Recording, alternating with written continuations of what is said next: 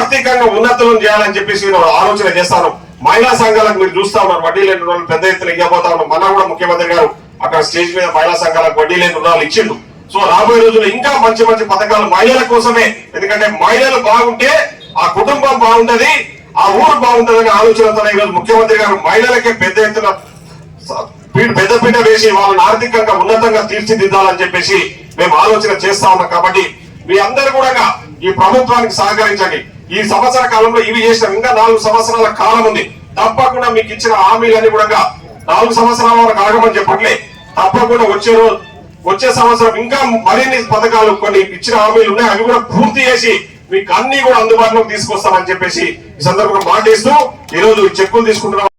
అమరవాకుల గ్రామం నెక్స్ట్ గౌనకారి భారతి భర్త పేరు చంద్రయ్య,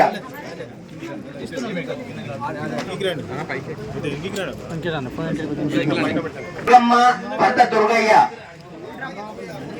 వై నరసింహ, లక్ష్మీదేవమ్మ కుమారి,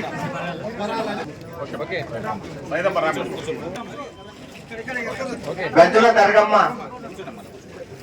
గద్వాల్ సుజాత, భర్త పేరు రాజు, నెక్స్ట్ లావణ్య నిరంజన్ రెడ్డి, బండి బాలరాజు, నెక్స్ట్ బండి బాలరాజు, నెక్స్ట్ జమరుద్బి పల్లి కృపామణి, నసీం సుల్తానా బేగం, నెక్స్ట్ బాలన్న, మీరాస్పల్లి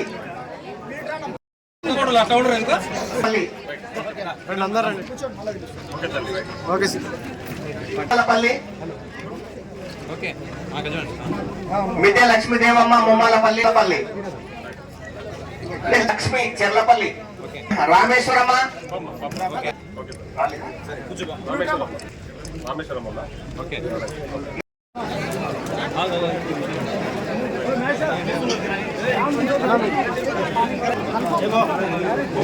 ముమ్మలకు ఏం రిలీఫ్ ఫండ్ లబ్ధిదారులు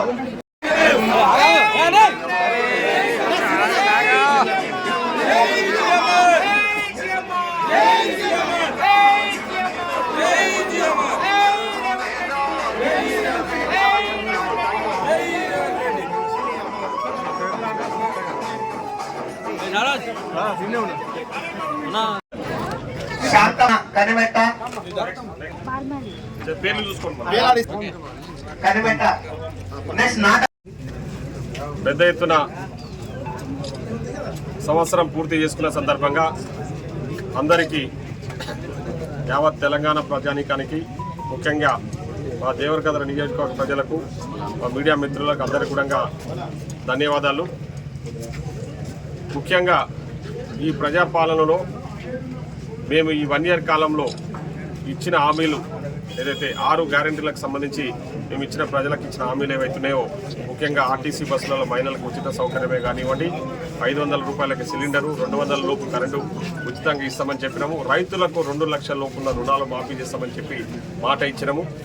అదేవిధంగా ముఖ్యంగా రైతులకు పండించిన సన్న వడ్డకు 500 రూపాయల బోనస్ ఇస్తామని చెప్పేసి, ఆర్థికంగా ఈ రాష్ట్ర పరిస్థితి అంతంత మాత్రంగా ఉన్నా కూడా ఇచ్చిన హామీలన్నీ కూడా నెరవేర్చిన సందర్భంగా మేము పెద్ద ఎత్తున మొన్న ఈ విజయోత్సవాలు జరుపుకుంటా ఉన్నాం.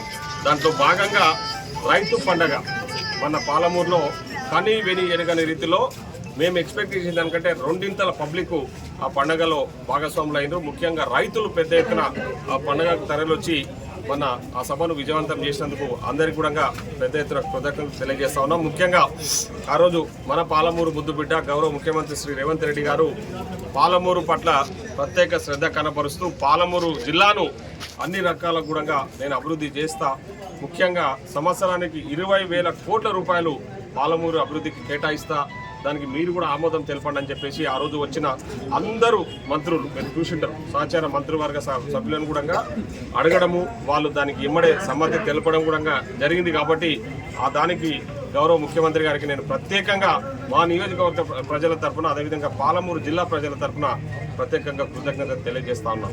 ముఖ్యంగా ఈరోజు పెండింగ్ ప్రాజెక్టులు కూడా